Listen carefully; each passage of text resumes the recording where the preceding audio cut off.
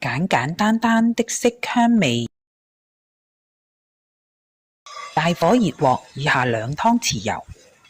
油熱，3條去咗蒂嘅小米椒，6片檸檬葉，20g 蒜瓣，15g 薄薑片，1湯匙香茅碎，煎香20秒，400g 雞中翼，兩面煎至金黃約4分鐘，2湯匙米酒，1湯匙魚露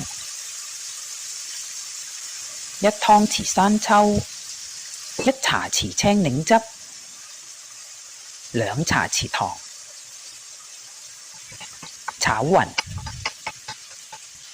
蓋好轉中火煮2分鐘，炒兩炒，120g 洋蔥塊，蓋好煮1分鐘，